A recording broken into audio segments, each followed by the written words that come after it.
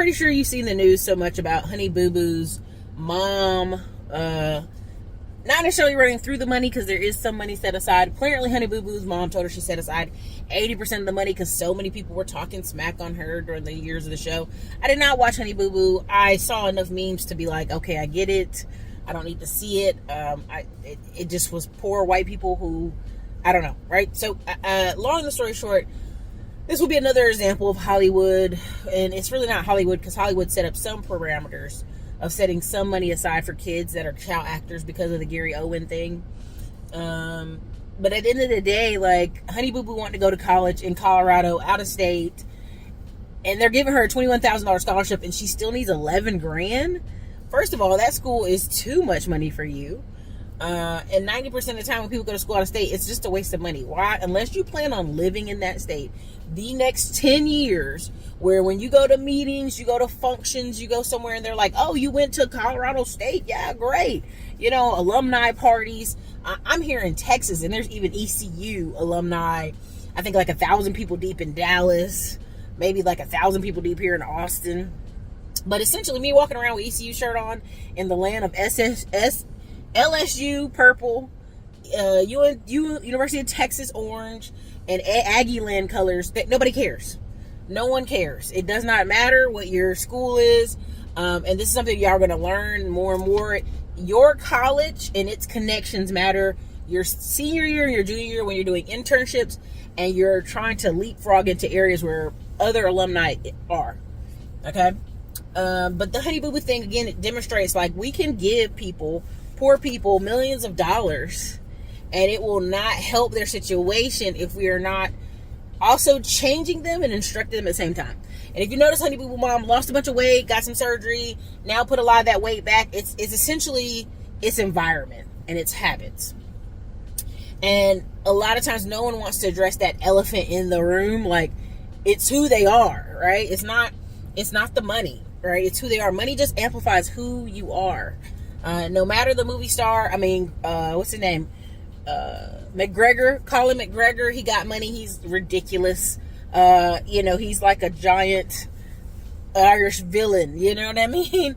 Walking around with money, right? And so, again, a lot of times people say, oh, money will just be, we can improve society with money. Now, yes, the poverty causes a lot of problems. Poverty causes a ton of problems.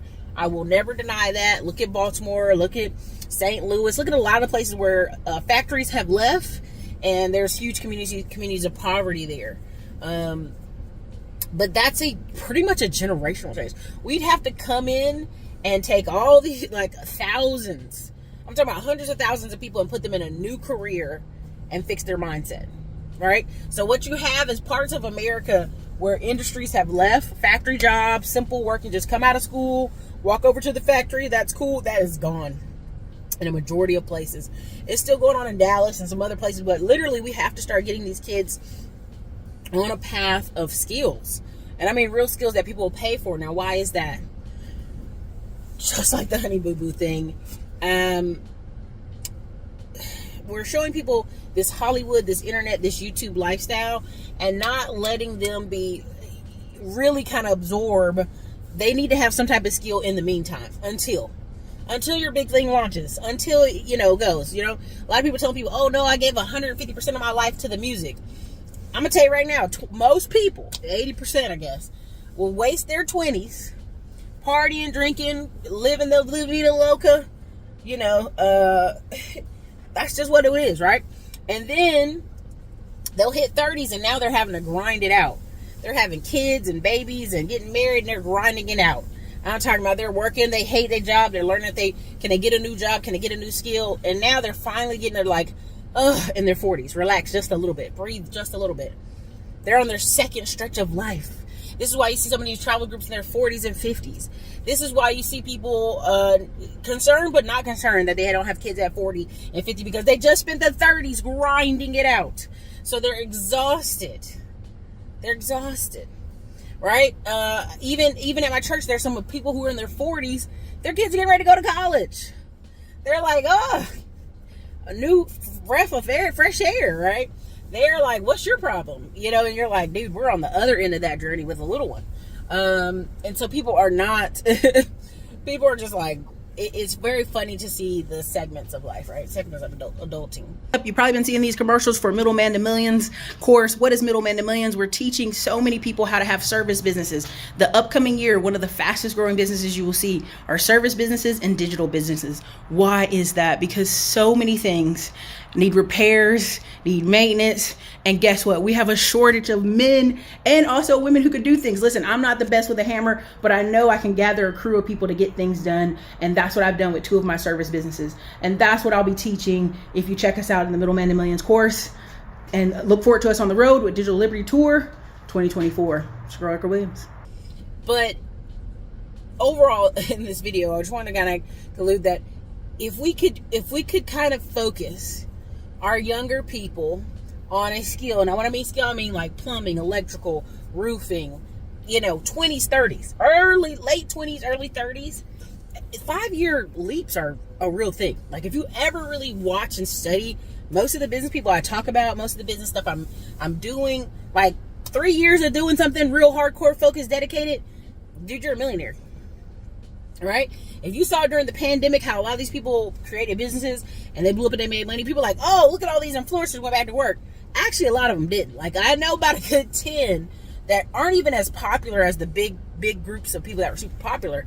And they've been able to kind of flip houses, build a few rentals off to the side quietly. They've done the online presence thing and they're kind of over it. I have 2 friends who went to medical school. I have 2 other people I know, they went to nursing school. And people are like, see, they had to go get a job after being an influencer. And I'm like, no, they're just literally have freedom of time. They literally have a house, have a car, have paid off stuff. And they're just like, what's a fulfilling mission purpose thing I can do? Same thing if you get a good lump sum and you've really worked hard and studied and read, it's life changing. $500,000 in a very talented, educated person's hands who've studied and focused and comes from a decent family where they're not going to blow it. They could turn that $500,000 into five to 10 million and be okay. You put $5 million in Honey Boo Boo family's hands, it turns to nothing. And it's just, it is what it is, and that's just the facts. No one wants to hear that because just like you absorb and dress yourself daily in this news, right? They were telling the old churches where they're like, read the Bible every day. Familiarize yourself with the word every day. And I used to be like, man, I'm so tired of hearing that. But I realized what happens is you get confronted daily with adult life, how people are moralists or have less ethics than you. And you just have to sit there and go, oh my gosh, right? But when you get so deep into not just the word religion, but systems and habits, people know they just can't come to you with BS. And it weeds out a lot of people quickly. When they know they can't come to you with BS, they can't come to you with some fake sob story, they can't come to you with some lies, they know they come to you unhealthy, man, you get them out of there quick. You get them out of there quick. Listen. There are so many people I've tried to help in adulthood, and I realized it never mattered what I was going to do. It didn't matter if I gave them $1 million. They were already mentally in a place where it did not, my help wasn't going to change their life.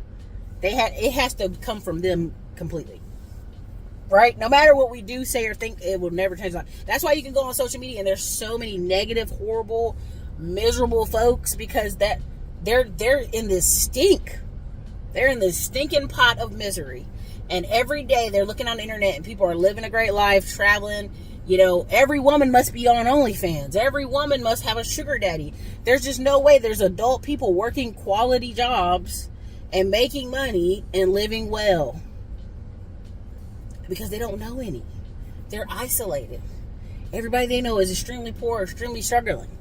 And so it's very important in these 20s and 30s to kind of get in the rooms you want to be in. You may not stay in those rooms. You may not even deal with those people 5 years from now or 10 years from now. But you're going to be on a projection where you're bumping to more people like them that are positive, that are productive, that are working. It just depends on what you're focused on. All right. So again, a lot of people are like, man, we need all this group economic stuff. And yes, group economics is important. But studying at least 20, 30 minutes a day and getting a group of like-minded folk will help you further than a lot of stuff. help you more than a lot of stuff. So again, you know, this one guy calls it illusions of wealth. Again, Honey Boo Boo is another example of someone, we can give people all the money in the world and they'll just blow through it. So this is your girl Ericka, Classy Clown Blog. I hope you have a great day. What's up, May 5th and 6th? Join me in Atlanta for the Digital Liberty Tour. We have a collection of good hosts and speakers coming through. I'm so excited. We're going to be teaching you how to power up from your phone to have 24/7 income coming in. How? Affiliate marketing. We're going to teach you about a lot of content creation. Also how to create YouTube and Facebook ads and Google ads. Listen, we also are going to have credit specialists there. We're also going to have, because funding is going to be so very vital and important in 2024, we're also going to have the Acre Boys fly down from New York to teach you about the importance of buying land online, the digital space where you don't have to leave your home. Again, the power of the liberty comes from being able to do any of this stuff on your phone. Also, we'll have a service business specialist in there helping you show how they've grown their business online by using the tools that online provides. Listen, we don't want you to leave this event without being able to master Facebook ads, YouTube ads, Google ads, or what type of stream of income you'd like to desire. There's going to be workbooks included, and you know we're going to eat tacos on Cinco de Mayo, so be there or be square. The link's in the bio. We're going to be at a beautiful Kipton Shane Hotel. Fancy. You're going to love it. This is your girl Ericka, Classic on Blog. See you guys there.